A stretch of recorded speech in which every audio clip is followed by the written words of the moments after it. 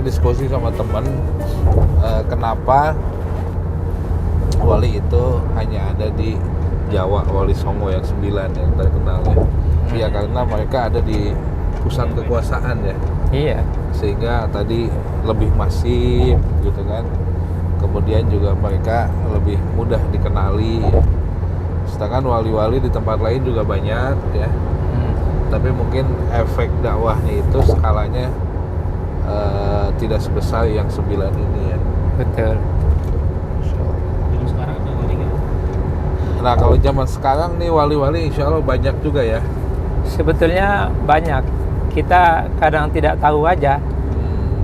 Ada kan ada gium la ya'riful wali illal waliyu. Nah, Jadi tidak tahu siapa yang jadi wali kecuali wali itu sendiri. Wali sesama wali gitu kan. Wali. Jadi kita kadang-kadang melihat orang hidupnya sederhana gitu Ya, kan. betul. Orangnya tidak ngapa-ngapain, tapi karena dia memiliki kemampuan untuk beribadah yang dengan maksud, yang baik, bagus, dengan baik. intens gitu kan, yang mendalam, yang sungguh-sungguh gitu.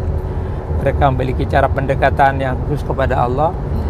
Dirinya tidak direpotkan oleh hal-hal yang sifatnya duniawi gitu kan.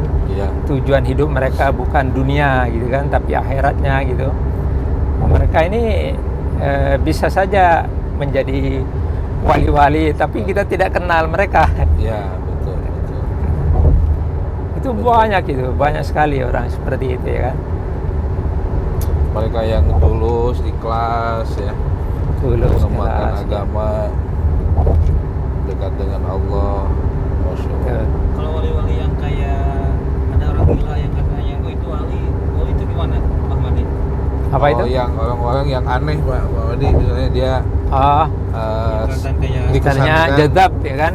Seperti kalau dalam orang biasa ini orang seperti Aneh gitu orang kan. normal lah, penampilan gitu, gaya bicara, tapi disebut ini wali ini.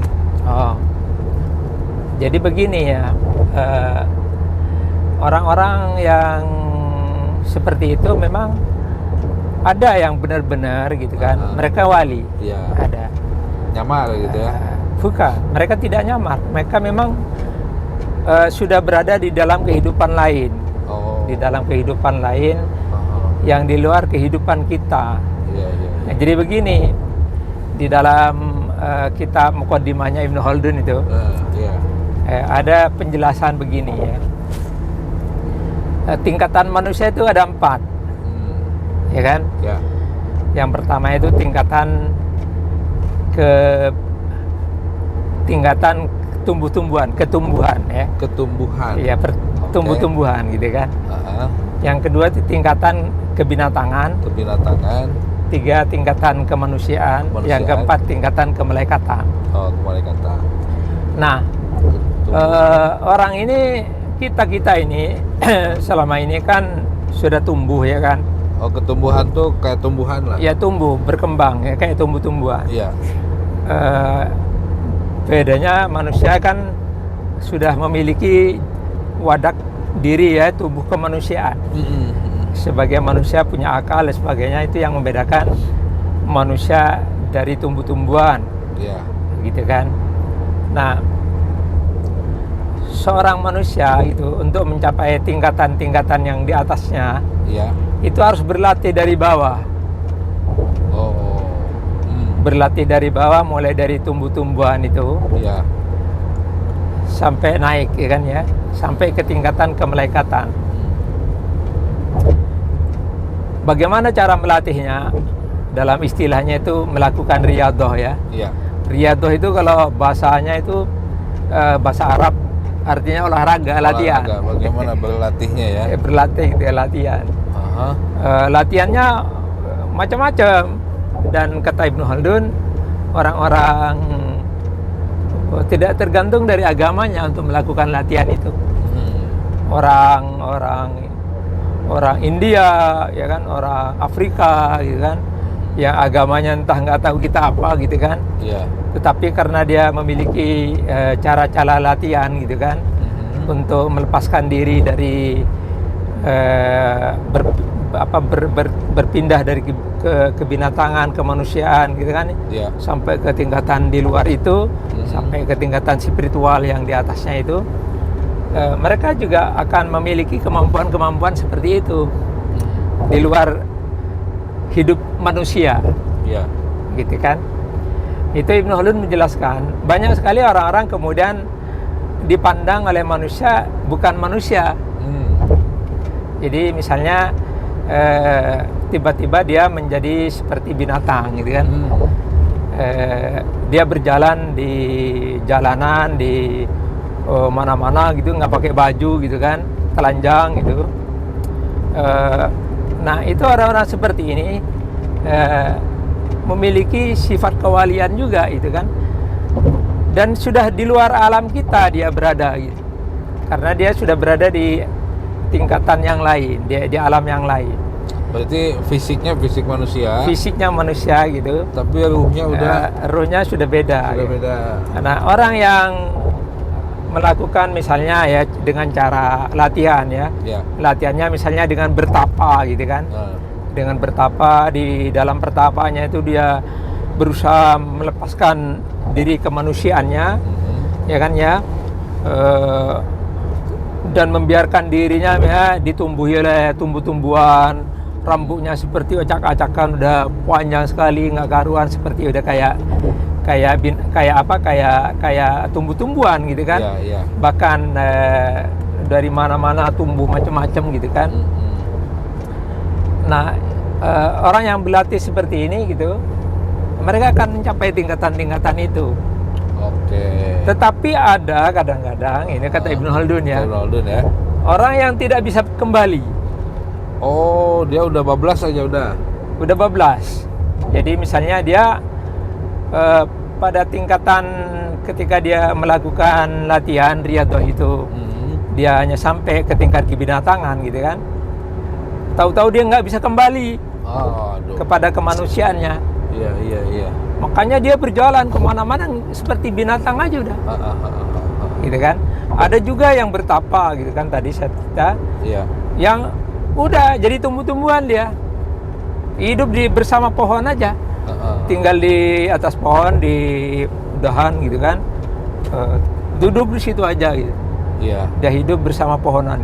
Dia sudah jadi pohon. Gitu. Tetapi ada juga yang di atasnya itu gitu kan, udah sampai ke tingkat kemalaikatan itu.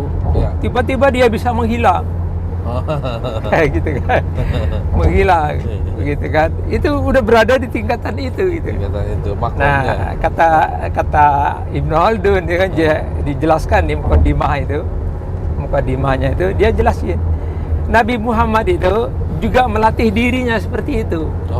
Dengan masih muda ya kan ya, ketika masih muda sebelum menikah kan sudah biasa melakukan tirakat gitu kan di Gua Hira itu. Bersama kebiasaan di masyarakat Mekah waktu itu yang juga punya kebiasaan seperti itu gitu. Betul. Nah, Nabi Muhammad sudah melakukan riyadhah itu, dan Nabi Muhammad itu memiliki kelebihan yang tadi, dia bisa kembali dari satu tingkatan ke tingkatan yang lain, kan? Tingkatan yang lain.